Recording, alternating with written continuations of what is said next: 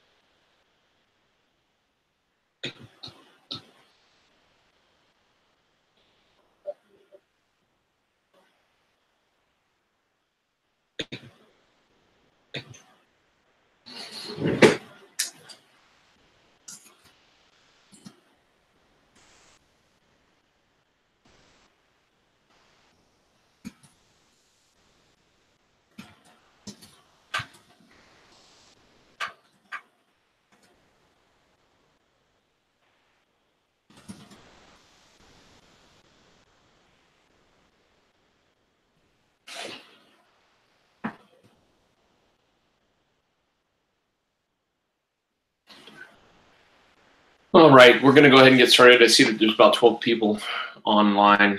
I'm still waiting for the presenters to get here as well, but we'll go ahead and get started.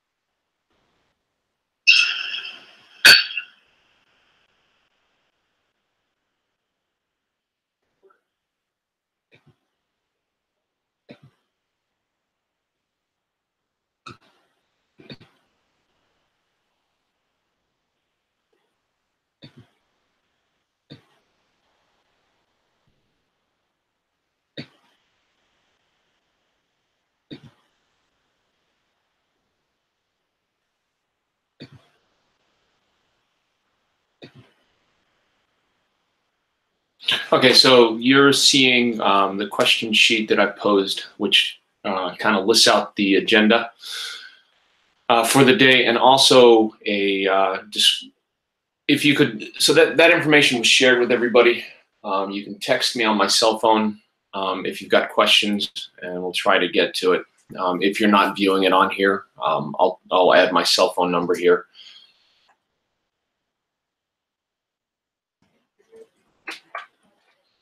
As we're going through the presentation, if you've got questions, you can go ahead and text me on that number to pose questions, or we can everybody should have access to that document. It was posted on a couple of locations, and it was posted in the classroom. So the first thing I wanted to talk about was sideline abuse and tech zone issues. I received a couple of emails earlier this week. One that's some disconcerting issues related to a coach. I'm not going to name names at this point, but a coach had assaulted a touch judge The referee intervened, did all the right things with the exception of giving out a red card to the coach. Remember, policy is that we can only give cards out to players and participants on the field. Red cards and yellow cards do not apply to coaches, so please do not do that and utilize that. The game management guidelines that you were all provided a copy of detail how to process those issues and how to process those things. Obviously, when a touch judge is assaulted, you've got it's a gray area, but we need to make sure that we are consistent with how we're dealing with those issues. So you stop the game, you address the issues, and we move on. But cards are not to be given out to coaches. Fortunately, it was reported, and it's going through the judicial processes. Next issue is related to tech zones. Again, the tech zone policy is designed, that USA developed is designed to ensure participation, but it's not designed to prevent people from participating. Use best common sense. The goal is to get the games going and make sure that everybody's in compliance with what we're supposed to do. That doesn't mean that you can't change certain areas. There was an issue where a person with disabilities was not denied access to a field location due to the request to have tech zones set up. Again, we don't want to prevent, we want to ensure participation, but also ensure safety. So with those guidelines in place, make sure that you allow that.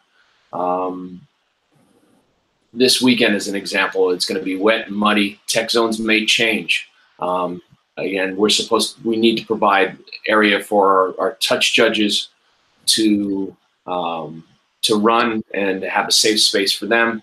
But in the same time, there's certain field issues that we cannot control. So just make sure that at the end of the day that you work out and work with the teams to ensure safety. So as a goal, when you're meeting with teams to discuss pregame issues, make sure that the touch judge and the teams have the technical zone expectations and documents. Forward them to the game management guidelines to discuss, to lay out a best case scenario. And when you get there, work with people to ensure that there's still some sort of tech zone management. All right. Hang on just a minute. All right, so the referee coaching survey. I'm going to show you the data that we collected so far. Hang on just a sec.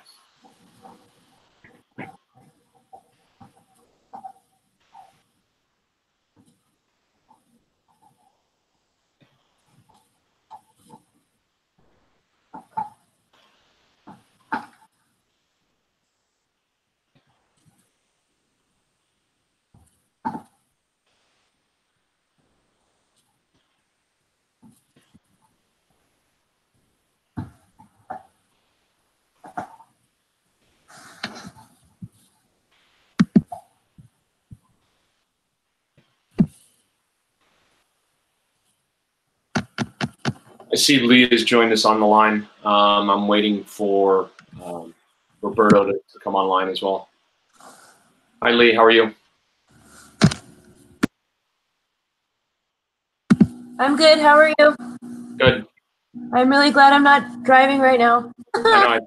I think everybody is as well. I'm waiting for my power to go out, actually. Oh, well, hopefully it goes out after you do our talk. Right?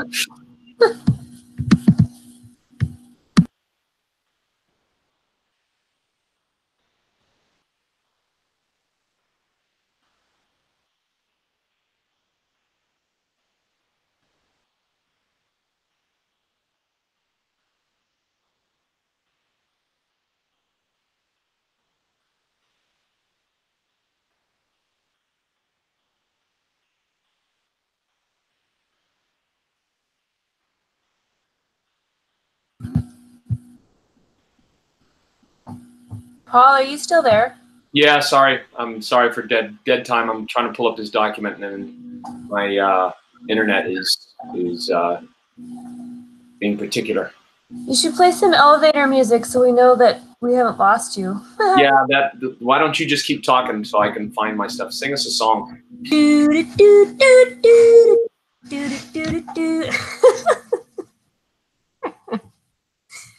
Ah, shit.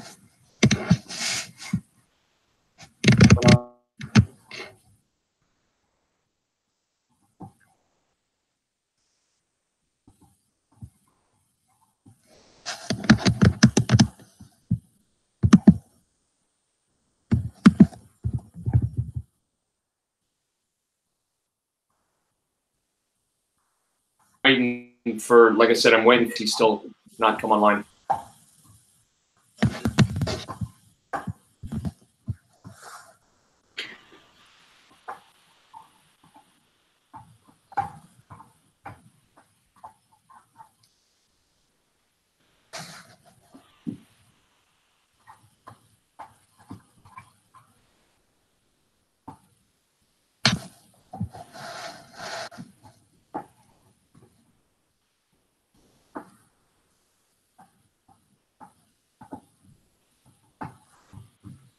All right, so we've got this thing up and going. Sorry about the delay. I told Roberto at the beginning of this, when I sent out an email, make sure you have all of your stuff uploaded and tabs available. Well, yeah, it actually works. It'll do what you're supposed to do.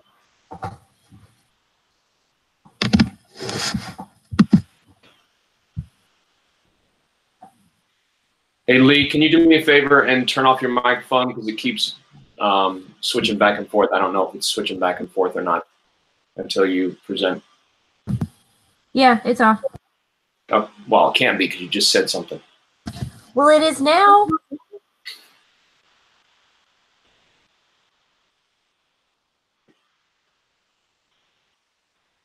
All right, so there was a series of questions that were posed related to the respondent's officiating role. What we're looking at roughly is the overall age of the 22 participants that completed the survey.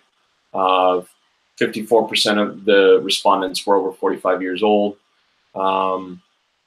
We've got, this isn't everybody that responded, obviously, because we've got 65 referees that should have responded so far. We've only had 22. So make sure you complete this because we have a lot more to go. But it gives us a pretty good indication of where where the majority of our referees believe they should be receiving coaching services.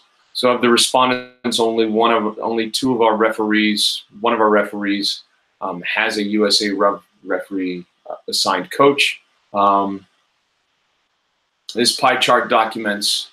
What was interesting is I'm not going to show the actual data, but 7 of our referees choose not, wish not to be coached this year. I don't know if that's going to be the case because we have to ensure safety for all of our referees. But our endeavor, our goal is to get everybody coached at least once. We've got 3 referees that were not coached last year that wish to be coached this year, so we'll be looking at those numbers and assigning those people.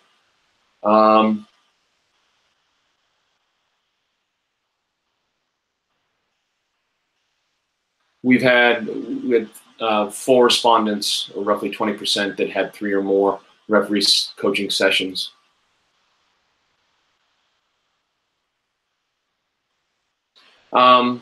This is a bit disconcerting. The question that was posed was, have you in the past year developed a referee development plan?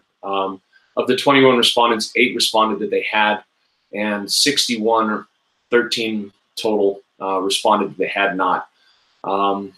So we need to have a development plan in place. I'll be forwarding those things in the next couple of days to get everybody the opportunity to develop their own referee plan.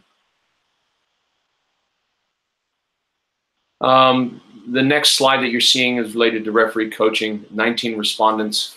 The question that was posed is how did you receive a referee coaching report? 31% had six of the 19 respondents documented that they received a report from the referee society. Another 3 documented that they had received their coaching report through Advantage. 4 said that they received a documentation through email. The problem I have with that piece is that we don't see it. As referee coaches and administration, we don't see that report at all. So part of our goal is not only to get referee coaching to the referee, but also to look at best practices. So we need to be able to see all of those. 6 said that they never received a report because they had never received because they've never questioned or requested a coaching assignment.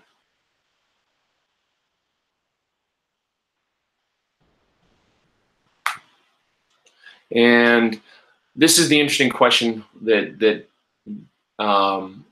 question that was posed was, what is your, is it your desire, on a scale of 0 to 5, would you be willing to receive a personal coach for the year? 8 gave it a 5, 2 gave it a 4, and 3 gave it a 3. So of the top 3 answers, we had 13 of the 21 respondents say that they'd be interested in getting a personal coach. Again, 5 of the respondents said that they don't want to coach, and that's okay. But again, our goal for the coaching is to ensure that everybody's coached once a year, so that we're ensuring that we have safety procedures in place, and that ultimately our referees are creating a safe and enjoyable game. We had 9 of our referee coaches that had responded to the questionnaire, 7 of which noted that they had submitted them through the NCRS format. 2 noted that they were submitting them through Advantage, and 1 that had noted that they've only done coaching through the KOT. Of the referees that responded, what was interesting is 0 of the coaches really desire to be assigned a referee for the season, but 8 rated it as 4-3, saying that they'd be willing to coach a year. I think that has to do more with personalities and matching of referees with referee coaches, and that's okay. We expected that. Ultimately, referee coaching is about developing a relationship with the referee.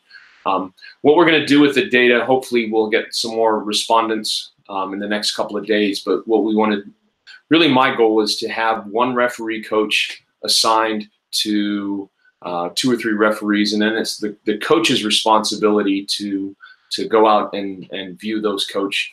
That coach would be responsible for helping the referee develop a referee coaching plan. Because ultimately our goal is to improve our services.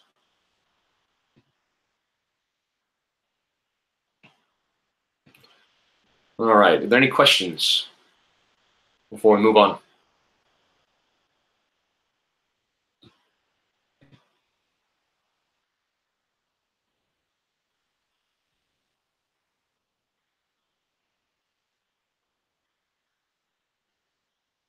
All right, and I'm waiting for Roberto. Roberto, you need to come online, and we're gonna skip over.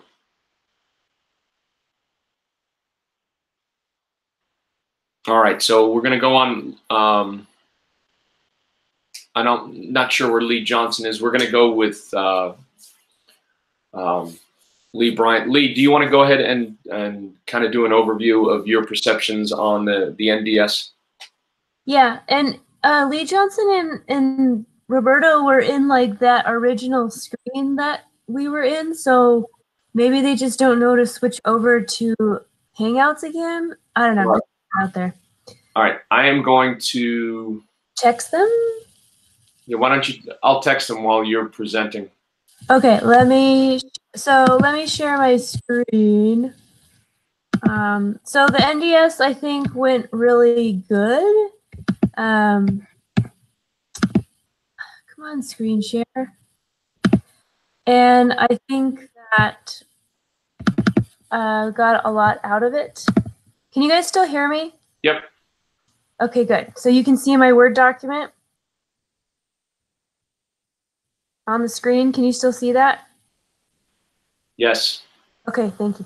So NDS went really good. So what I was there for is I did a bunch of data collection and analysis about referee recruitment, retention, and development.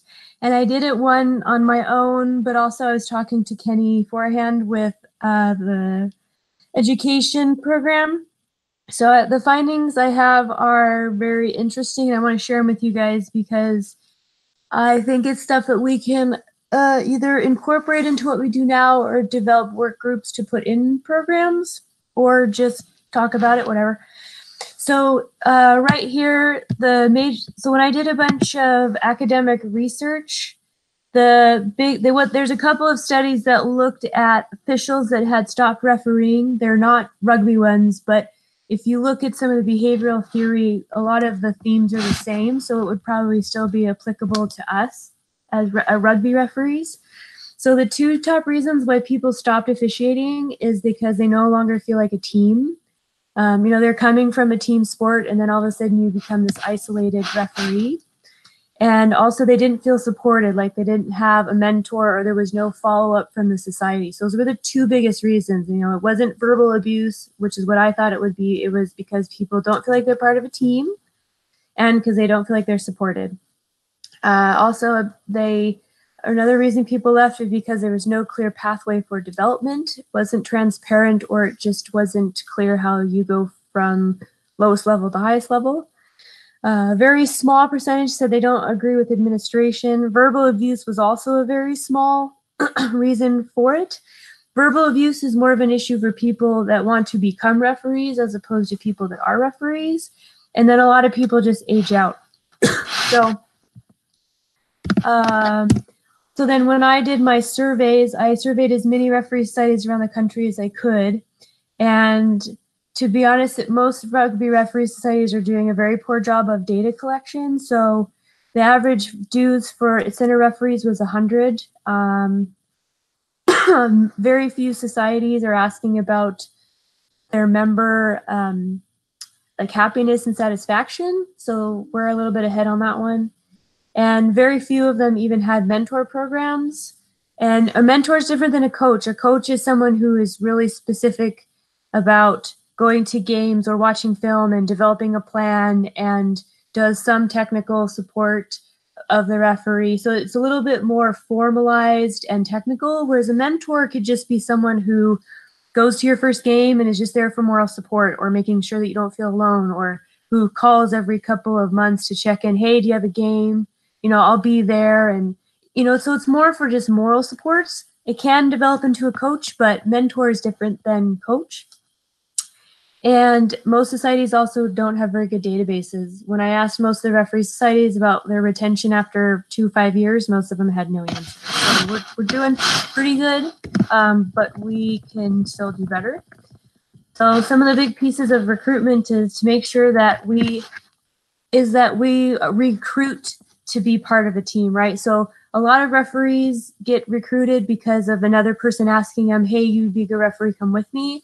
But we should probably make sure that in our marketing is we say, let's be part of the referee team, or have me part of the referee society, as opposed to just an individual referee, because we're trying to recruit people that play a group sport and then to do something that's individual. So we have to make sure that we recruit them as part of the team, just an individual referee, because we're trying to recruit people that play a group sport and then to do something individual. So we have to make sure that we recruit them as part of the just an individual referee, because we're trying to recruit people that play a group sport and then to do something individual. So we recruit them as part of the just.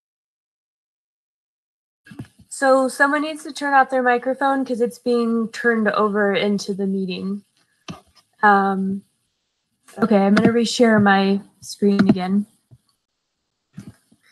Okay, so what was I getting at? So also there's a concept of changing from just recruiting referees to match officials. So especially in the youth part, which I'm going to be working with NorCal with, is we got to get people to be number 4s and scorekeepers and recruiting young kids as ARs and touch judges so that we at least get them starting to see games and be important, and so that when they're ready to go from being on the sideline to the middle, that they already have a couple years in them and we're not just starting from scratch.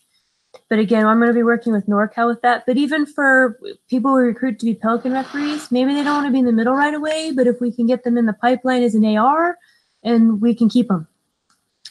And there's been a couple places that have developed tag referee programs so that they can get younger kids to be less involved in contact, but it really helps for referees as well. So if we wanted to look at something like that, there are some really good case studies around the country. Also, girls rugby is a flag rugby organization through USA Rugby, and I know Vicky's been trying to get them to NorCal. And we just have to look at getting parents into youth, but also we just need to get more people in the pipeline, even if that means we just get one person who can't run anymore, but still wants to be a part of the society. Maybe they could be a mentor, or they could be a number 4 or a scorekeeper. We just got to find ways to keep people in the pipeline. In retention, the first year is really important, but this first 2 years, if referees aren't happy, then the biggest drop off is after 2 years. So that's when you really got to do the follow up and the support and the mentoring and the development, because if they aren't happy after 2 years, they're not coming back. Same thing, they got to feel part of a team. Maybe we could look at how to do better as a society, as maybe we need more social get-togethers, or I don't know. Maybe some of our people in the Pelicans that are no longer reffing, we should probably reach out and try and talk to them. Clear path for development. I know we're trying to do that, but maybe we can have some kind of schematic that we just put on the website. I don't know. Access to resources. Some, referees are employees and they are also athletes. So maybe we could develop a nutrition program for them for starting referees. I don't know. These are just ideas. I'm throwing it out there. Another thing that came up in the surveys is sometimes people just want refreshers. Like you have referees that, once they get into their early 30s, start having kids, and then they don't referee a lot, and then they're timid to come back. Maybe we could have refreshers in the fall and the spring for people that have been out of it. So it's not an official level 1, but it's a quick refresher so they have the confidence to just jump in on a game. And like I said, finding a place for everybody is, even some of the older guys or older gals, maybe there is a place in the society that we can find for them. So these are just recommendations from NDS. I know it's a lot of stuff, but so maybe we have a good referee coaching program, but maybe we also need to look at maybe developing an informal mentor program, especially for the new referees. Other things to think about is maybe we do starter kits. If you want referees to stay, you have to put a lot of time and money into them. And maybe if we can just put a lot of resources into up front, like just paying for their level 1s after 1 or 2 games and their CIPPs, maybe that would be easier for them and to want to stay. And maybe some youth only or women and girls only level 1 courses. Kenny Forehand and I were talking about that. And sometimes it's hard when you get a class of a 40-year-old guy and like a 16-year-old guy. That's a huge difference in paradigms. We talked about the other stuff. Another thing that the education department is pushing for is that societies just set 4 level 1 dates and 2, or just specific dates that they're going to hold courses like level 1s and level 2s that are pretty consistent throughout the year, because then it's easier for them to get resources there. And also that would help us too, because then we're not throwing together these random courses. We have specific courses that we have. We can always add extra later, but it helps us for recruitment. And maybe we need to reach out to the referees that left, and I'm willing to put up a survey to do that. But it was good. So that's all my information.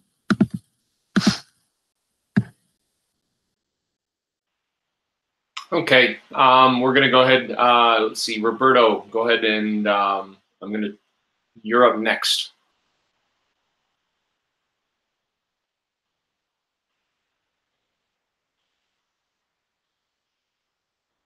All right, so you got to turn on your microphone, and then also turn on your screen sharing option, which is that left green icon at the top left of your screen.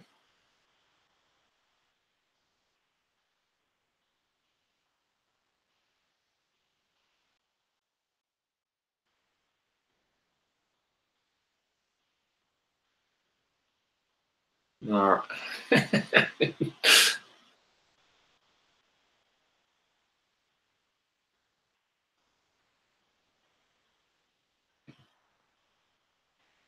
No, sorry about that.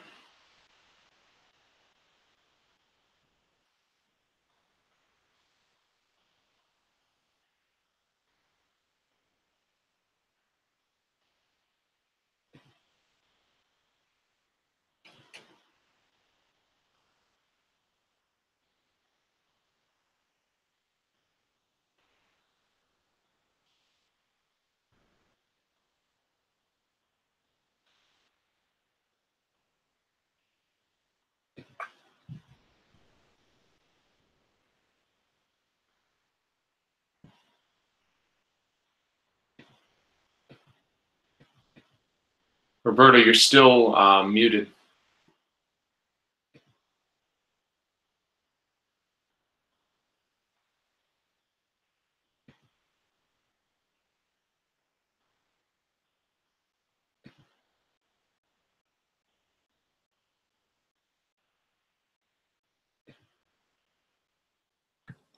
Is this working? Yep, you're good. All There we go. right.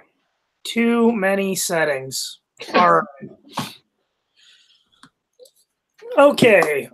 This is really weird for me to be doing this without being able to see who is out there in the world.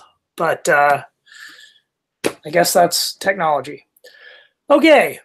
Managing the tackle. My goal for tonight was to make this super interactive. So I'm going to basically try to just go over a few refreshers, and hopefully people are logged into this wonderful Google Doc and can type out some answers, or maybe the people who are actually on the call can help me out and actually provide some answers. That would be great. So the first thing I was hoping to do was to actually have people out in the world talk about the tackle. What is it with the tackle? What's up with the tackle?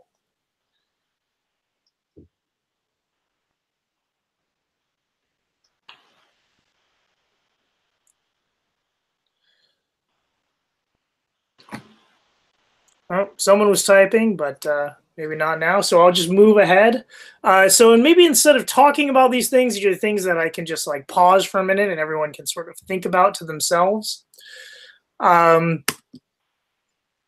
do you approach the tackle? So think about what are you doing? How are you going to come in and manage this tackle? Where are you? Where were you? Where are you trying to get?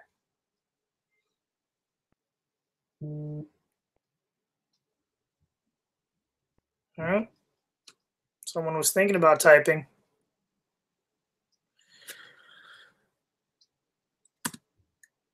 And then once you get there, what are you looking for?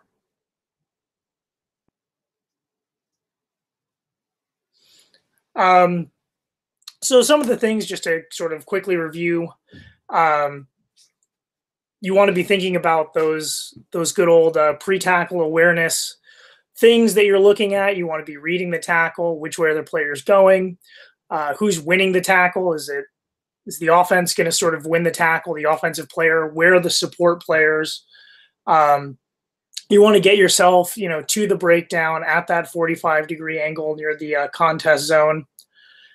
And then you're looking for, obviously, the tackler assist, the ball carrier, and then arriving players, And again, what is their body position? How much freedom of movement do they have? Who's coming up? Who's close to that tackle zone? And then so you think about actually managing the tackle. What are you looking for? Go ahead and think about that. Maybe type something out on the Google Doc. Hey, Roberto. Yeah, bud. So maybe maybe looking at this a little differently. In your opinion, how many phases would you say there are related to tackle? It's a great question. I would think, let's see, there's 3 or 4 depending on how you want to break it down. There's the pre-tackle, right? So you're reading the tackle as it happens, or even maybe before it happens. There's the actual act of the tackle, which is, again, something that you're going to try to read in order to see where you're going to go and what you think is likely to happen next, and to sort of cue you as to what are the next things you should be looking for. So next phase. So if we're looking at pre-tackle and the impact of tackle, what should be going through the referee's mind as they're judging the initial hit and drive? Which way they're going to go? If either the offensive player is going to maybe drive the defender back, or vice versa, or if they're just going to stop right where they are. And why is that important? Well, it's important for a couple of reasons. So if the offensive player is going to drive forward, you're potentially going to put any arriving or any lingering defenders around there offside. They're going to have to come back around, and then vice versa.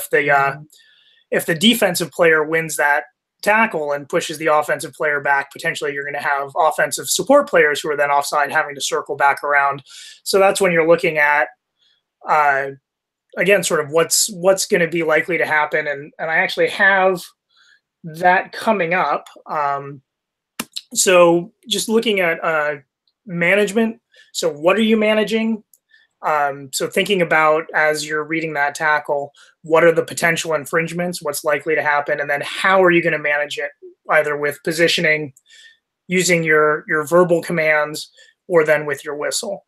I think everyone's probably familiar with this, but this is just taken from the game management guideline. This is an old slide, but it gives a good view, again, of what you want to really be focused on once the tackle happens. So most of your slide isn't presenting on the screen. Is it not? No. Okay, let's see. There you go. Now you see me? So if I go to this view, can you not see it? So right now we're seeing low priority zone and contact zone. Yeah. So that just gives you an idea of where you want to really focus your attention. So we're talking about reading the tackle. And again, this is stuff that is basically review. But in the positive tackle, right? Now, positive from the ball carrier's point of view.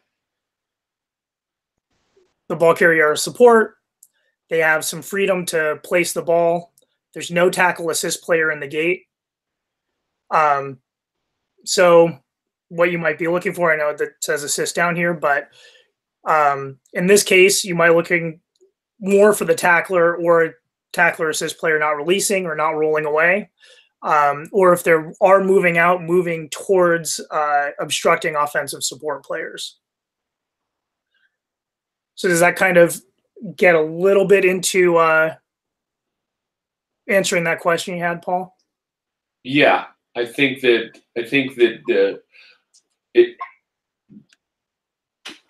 tackle is a lot more complicated than just a tackle, because it's dynamic, and because right. the dynamic nature of it, there's going to be a winner and a loser. Knowing, having a conceptual understanding of a ball carrier going forward as opposed to a tackler going forward it's going to present issues and keys, if you will, as to who should be expected to win that. Right. I mean, like you were saying, if the ball carrier is going backwards at the point of contact, the next question that a referee has to ask is, well, who won that point of contact? obviously the defender that's driving the ball carrier has won that initial contact. There's an expected outcome that should result, and that's either going to be slow ball or poached ball because that tackler has done his job and driven the ball carrier back. Conversely, right, if it's neutral or if the ball carrier is driving forward, depending on how fast and so it's about aligning your expectations with what you should be presenting. It's conceptual refereeing, right? And that's what we talk about when we discuss this conceptual understanding. What should happen at that next phase? Where people have issues is where conceptually something has happened and the reverse is presented by the referee. Right. Right.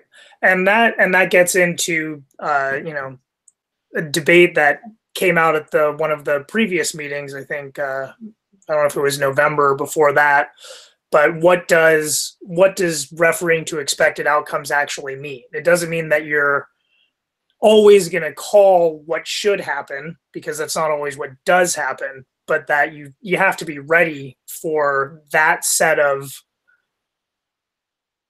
outcomes that are most likely.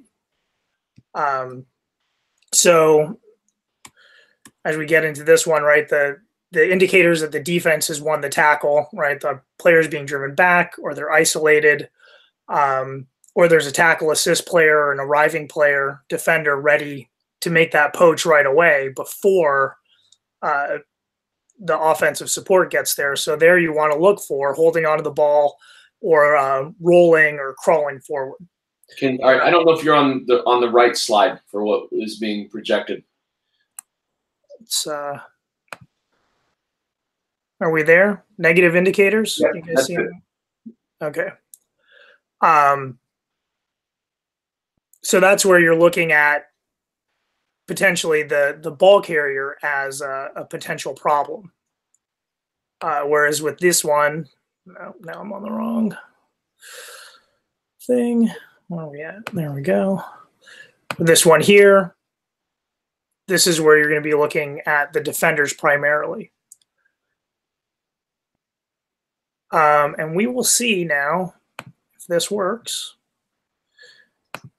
All right. Do we see the video? No, it hasn't come up yet. All right. I'm going to wait a second.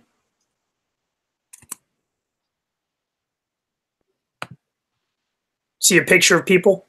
Yeah, with an arrow. There we go. So these are some video clips that many of you may have seen before. I sort of just cut them up so they move a little quicker, but these are basically the exercise is reading the tackle and thinking about, what is it that you're seeing? What do you anticipate is going to happen next? What do you think should happen next? And what are you thinking about managing when you're looking at this?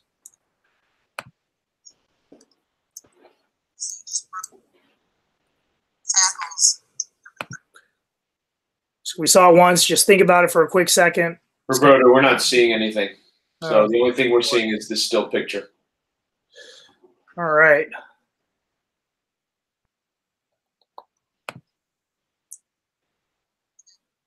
Anything now?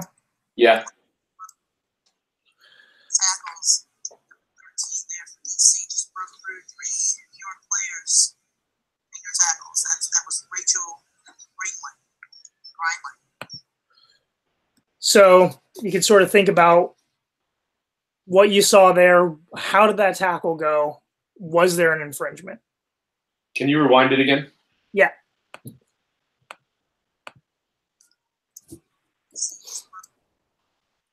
Tackles. 13 there for DC. Just broke through 3 New York players. Finger tackles. That was Rachel Bryant.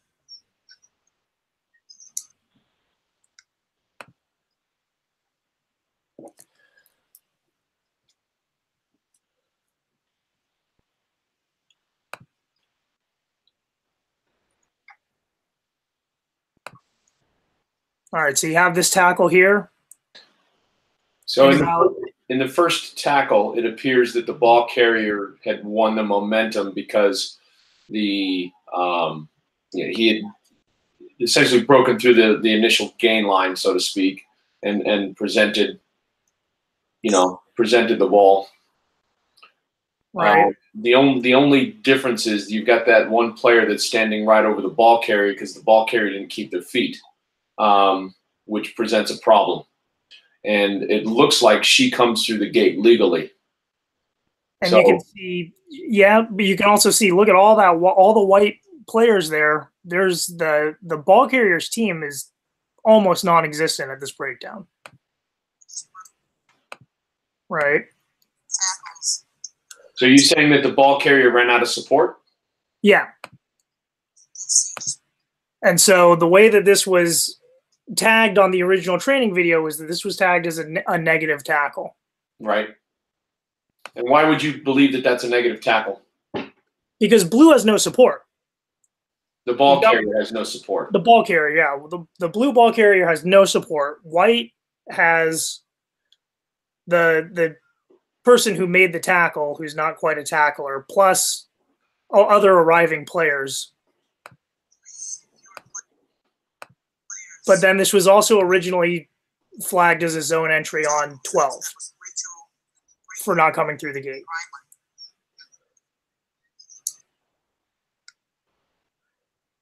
So I'm going to pause this one at the tackle. So think about what should happen here. We have a ball carrier here who's got his arms free. He's got some support here. So we should see what the outcome is. Oh, but he's going backwards. So my gut reaction right there is that you've got a deep pass to a player, dark blue, who gets tackled completely behind the gain line with white support, with white defensive support in proximity, where the blue support has to retreat behind the play in order to support the ball carrier. So one of two things is going to happen. Well, there's three things, but conceptually, I'm thinking that white should gain the ball or at least slow down the ball for dark blue. Yeah, and if white comes in here and does what they're supposed to do, that's what should happen. But if you look at the white one, he just decides to fall over the ball carrier and over the ball. And that's why, we have to be able to look at what we expect and anticipate that, but we also have to make sure that we're actually seeing the play as it develops in front of us.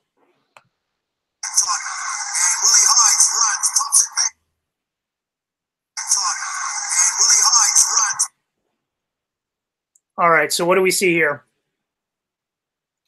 I don't think there's much there because it's more of a neutral play.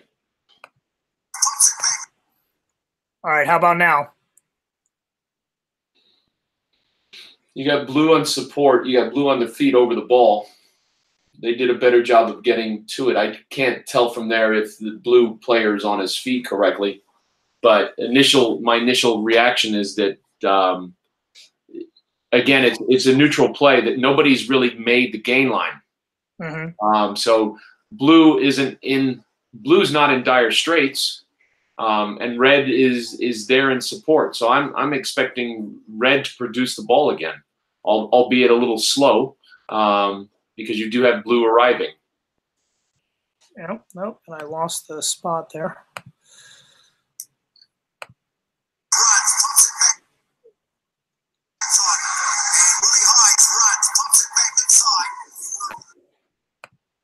So you can see here the blue tackler doesn't roll away. So he turns this what could be a neutral situation into giving away a penalty. All right. This next one is a good one. So what do we see there from that tackle?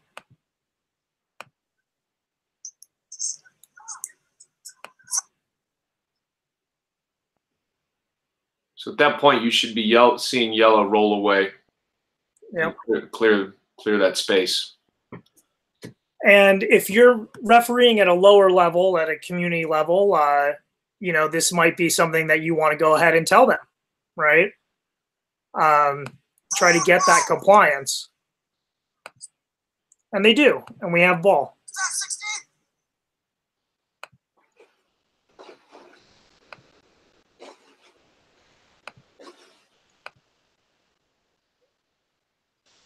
All right. So we have here, he goes into kind of a mess. There's some bodies. What are you looking for? Clear space. Yep.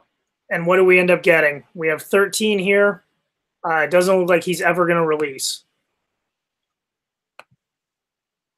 Yeah, we've got a pile at that point.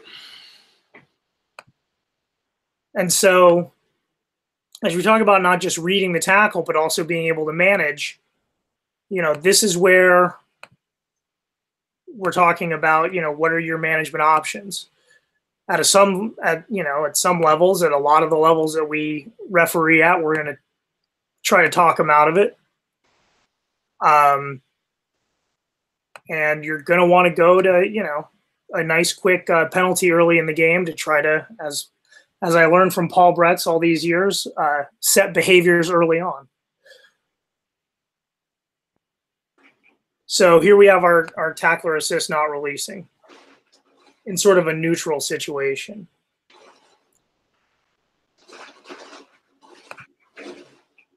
All right. So here, that's a defensive player who we see on his feet on the frame. And I think what we would anticipate that he could get around and have a play at the ball.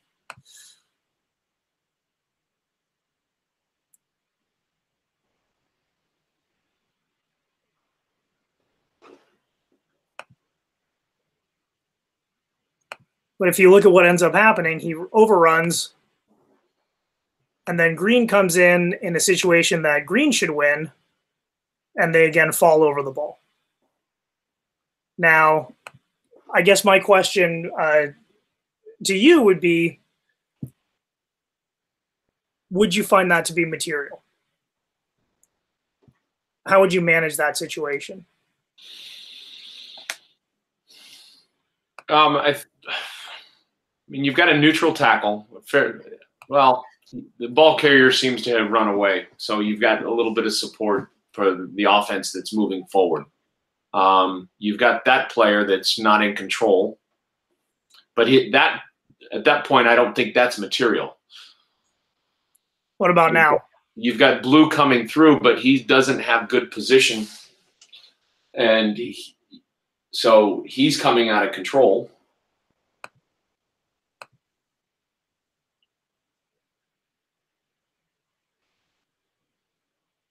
So, yeah, I mean, you'd like to see him go ahead and ruck that defender instead of fall over. The biggest issue is that the one on the side that just kind of comes from the side. He's the culprit that's making that pile worse. He brings his feet around. White who comes in? Not that one, the next one. There. Oh, yeah. He's the one that's causing more havoc than anything else because he never comes through the gate. By the time he's done that, though, the ball's knocked on. Well, we don't see the knock on either. Yeah. But you see 20 coming out without the ball.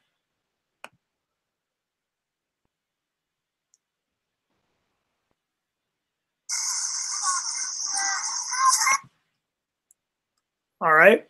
So this is another one.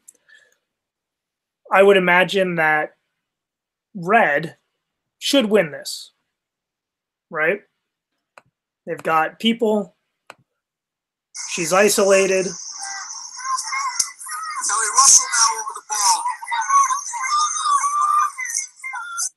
But Red 22 kind of mucks the whole thing up. And I don't know if it's just being under pressure, but not realizing the situation. But Red 22 doesn't get out. Kelly Russell now over the ball.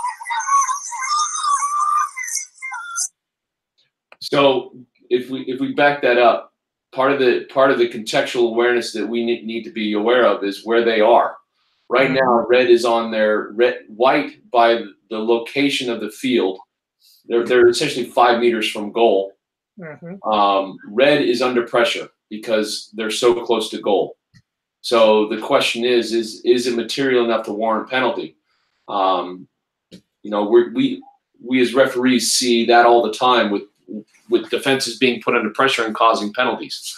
That's what the offense. That's what teams are supposed to do, is put pressure on them. The question is does red release?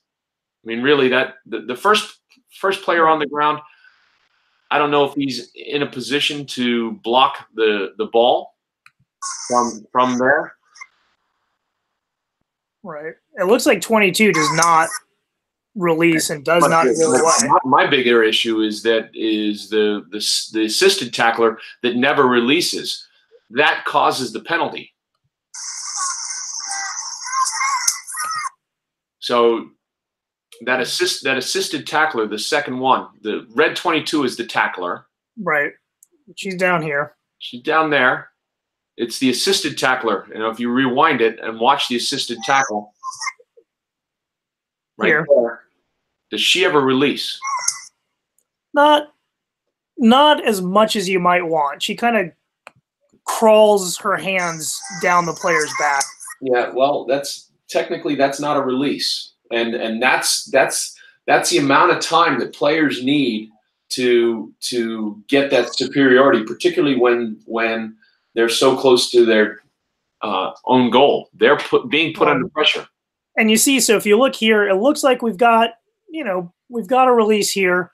22 definitely never releases and then ends up on the white side of the ball. So we can see her here. She's killing this whole thing down on the ground. Yeah, so her body position prevents that white support from getting the footing that she wants to. And that's all that they really need.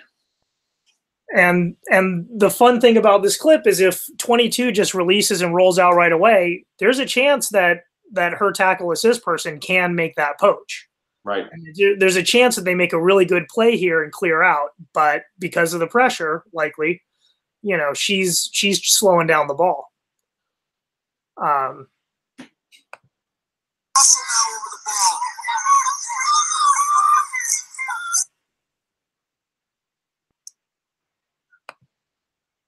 All right, so as we see this, we're reading this. Gold's going to have to retreat here, and purple has someone coming on.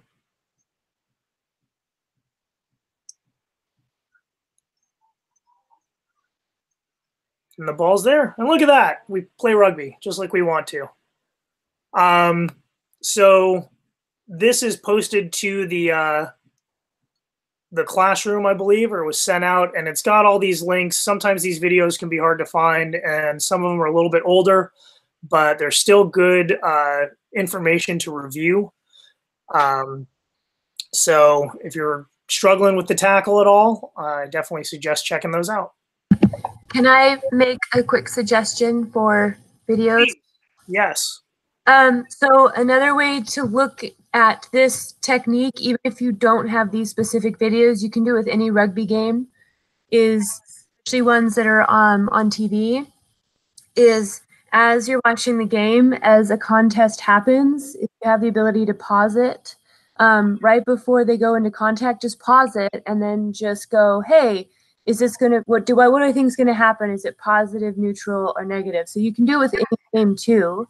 So you just have to find a way to practice it, because I mean, you already know when you watch the game. Even as a spectator, you can guess, well, they're probably going to win the ball. So don't feel like you have to just watch 1 or 2 videos, because these are good resources, but you can do it with any game. Yeah, absolutely. You can do it with any game. That is great advice. The video links I sort of put on there just because they have more explanations. But once people have that down, then absolutely just should be doing it all the time. Thank you. And that's it. You can take control back. All right. Lee Johnson, excuse me. You're up. Hello. Hey, Lee. How are you? I'm good. I don't have a pretty PowerPoint for anyone to look at.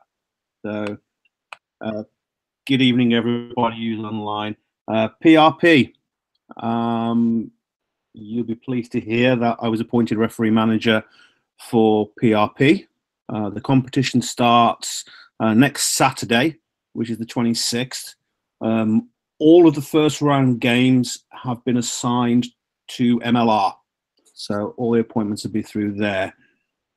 How it's going to work, it's going to work the same way we did with WPL. So it's going to be a professional referee model. So there's 3 referees from NorCal, 3 from SoCal, and presently 2 from Rocky Mountain. We have a couple of other referees who are also coming in to referee individual games as well. Referee coaches, there'll be an email coming out again to everyone concerned. The referees out of NorCal, it's Lee Bryant, Jordan Bruno, and Stephen Fenaroli. Out of SoCal, it's Marquise Goodwin, and I need to look at my email, Austin Reed, and I think Alexis Alfonso. And out of Rocky Mountain, it's Steve Gore. I need to look on here. I think it's Chris Huff out of Rocky Mountain. So Steve Gore and Chris Huff. Referee coaches out of Rocky Mountain are Mark Nelson and Joe Zevin. Out of SoCal, it's Tig Handel and Nick Racono. And then from NorCal, it's myself, Paul Bretz, Sam Regal, and John Lane. And we'll be Neil McDonald. There will be an outside referee coach as well at the request of Richard. Olivia Rogers and Andrew McMaster will continue to work with Stephen Fenaroli. So he has consistency within his referee coaching. So there's going to be opportunities for NorCal referees to be involved as ARs, starting when the tournament when we pick it up. And then there's weekly, as far as the referees and referee coaches are concerned, because it's the same model that was approached in WPL, there'll be weekly calls that everyone will have to attend. All reports will be presented in Advantage, and then on the Thursday following the game, each team will be able to then log into the Advantage system and see the referees' reports as well. So there's going to be a good amount of dialogue going backwards and forwards between the team coaches and myself. It's really all starts next week. I'm having a call scheduled on Monday with Paul, Nick, and Brian Zapp from Rocky Mountain, where we'll start looking at the appointments, and I'll invite Pete onto that as well. And then as a group of referees and referee coaches, we have our first call next Wednesday as a kickoff. And then I'll have a call on Thursday with the team coaches, so they're aware what we are focusing on throughout the tournament as a referee and referee coaching group, and then giving them the details of their access to Advantage. Following discussions with Richard, that will be the level of communication with the coaches. If they then want to raise issues, that's the only time they'll come back to me as the referee manager. So it's going to be, Gino's certainly looking forward to it. We think it's going to be a very good season, and hopefully we'll be able to elevate PRP in the same way that the recent WPL season was elevated to a much higher standard of refereeing and performance by the referees, which all the coaches were most appreciative of. That's it from me.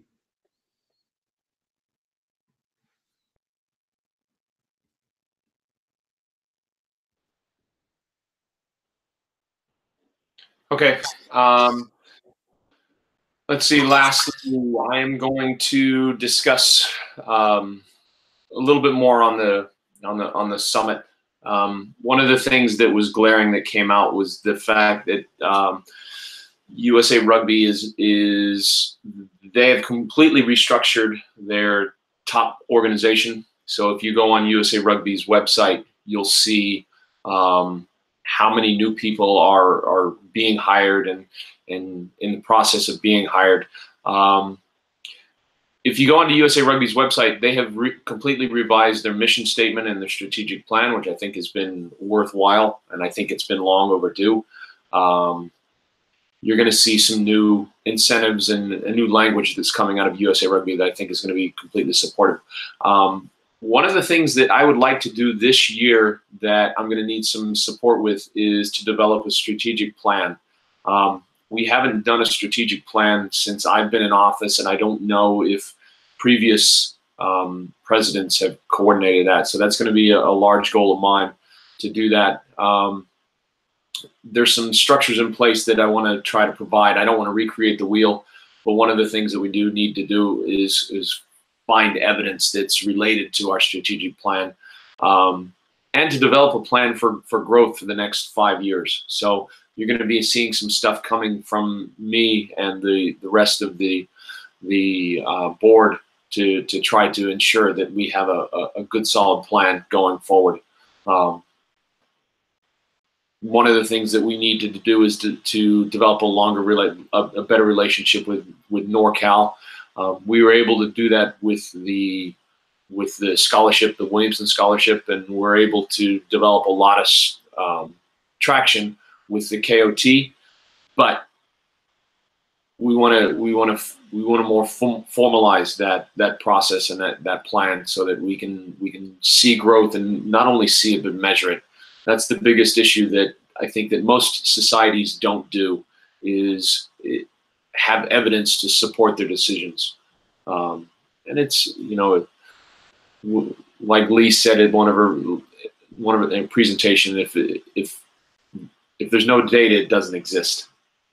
So anyway, that's the long-term goal for me, is to by the end of this season, by May, I'd like to have a strategic plan for moving forward from 2020 to 2024. Because I know that has not been developed since I've taken office or before, so it's long needed.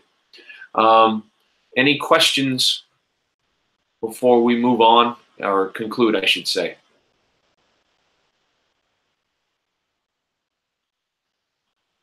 Can I add one thing? Yeah, go ahead. So also another thing that's coming out of USA Rugby that's kind of important too is they're basically getting away from having like a national panel. They're changing the way that they group referees and look at progression. So basically, like they're rating the games differently. So like an MLR game is like a level 1, and it goes all the way down. And basically, they put you into these groups. Like if you have these competencies, then you're a level 3, and you're in this pool to do these types of games. So they're changing a little bit of also the structure of how they look at games and look at referee development. So just be kind of aware of that too. Yeah, they're aligning the actual game with hopefully the level of refereeing, so that you have a referee that's assigned to the game based on the level of participation in play, which is what we want to see. That's what England and the RFU have been able to do for years. We haven't had the systems in place to be able to do that. One of the issues with development is from week to week, we as referees can be doing a level 3 national appointment, and the next week we're doing a level 8, and that's not good for referee development. It's great for the ref. Sometimes it doesn't even work for the participants, because the referee is expecting so much more out of play, because they're so used to having a high caliber game that they get assigned a level 7 or level 8 game and basically screw up the game because they're anticipating something that's never going to be produced. So what we want to do is be able to assign a level 6 match to a referee that is also a level 6. Hopefully we assign a match. Hopefully we get in the position where we're assigning a match that's a little bit higher level than the referee, so that the referee can stretch their legs and develop. But we don't. In order to be able to do that comfortably, we have to have more referees. That's ultimately our issue. Is that leveling system is dependent on having enough quality referees to be able to sign level week in and week out. Recruiting is everybody's problem. The society, with efforts with the KOT, we're trying to get more referees. We're trying to recruit from different places. The competitions have been good from the NCRFU to align to align their schedule so that we can have the KOT and get maximal participation. Now it's just a question of getting people out there and getting them certified, and it's the society's function to train once we have the bodies. So I'm excited about this year's KOT because there's been a lot more emphasis placed on recruiting locally and getting more people. Now it's just a question of can we produce? So we shall see. Any last thoughts, Lee, from you? Lee Johnson? No, I mean, what Lee Bryant said, it's more what's been started to follow through with when it's with MLR last year, and then as it started coming through with WPL, and essentially the same model with what we're adopting into PRP. So having been in the UK and gone through that grading system as well, I know how that works, and it is, if in the UK, if you were a level 6 referee, you could be appointed to a level 6 game, you could be appointed to a level 5, you could be appointed to a level 7, but that would have been it. It was all dependent upon the availability of the games each week, and again, and how many referees were available. There was some, and they started looking in the UK at a promotion and relegation of referees as well, based upon performance, and that if they were a level 6 referee, but they weren't performing to the competencies of a level 6 referee, then you'd be pushed back, you'd be pushed down a group. So it's a bit of a culture change from what everyone's been used to, but certainly it's becoming pretty evident that it was the way it was going to go. On the subject of PRP again, there's 30 matches in the competition. There's 21 games that need to be assigned by the 3 societies. So that's part of the call that we determine on Monday. And whether we have Lee Bryant, Jordan and Stephen within the group. But that said, I mean, if there's other referees that as a group we then feel can be brought into that group and put in a game as a development opportunity, as a stretch, then that's something that we can certainly look at and consider. It's not going to be a closed shop for all referees. We can use it for development, but we're not going to put a referee into a PRP situation where they're not capable of refereeing to that standard. So it's an exciting time, but it's a changing time. Unfortunately, it's one that is just going to become more and more relevant as you go through this season and more so into next year. Okay, Lee Bryant, any final thoughts before we turn off? No, I'm good. That's all I got. All right, you guys have a good day. Thank you. Hopefully, stay dry. Make sure you post your availability on Advantage so that I believe we've assigned most of the games. We're going to be assigning referee coaches in the next later tonight and tomorrow. If you have not been assigned a game, please go out to the Elk Grove and do some referee coaching for the girls' kickoff tournament. I know that they're struggling.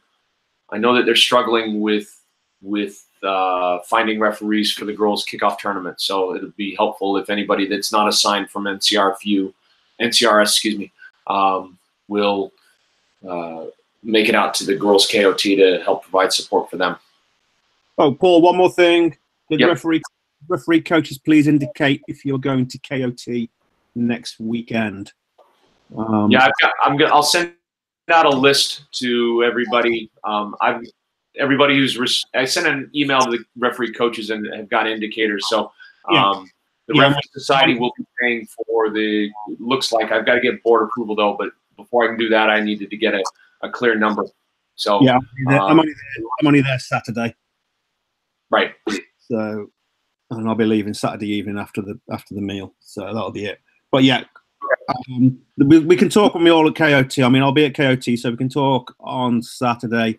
I know the KOT team have a way in which they want to do things, but I think we can work with them and just make it a good experience for all the referees that are going to be at KOT, and make sure every referee gets seen at least a couple times, and help them.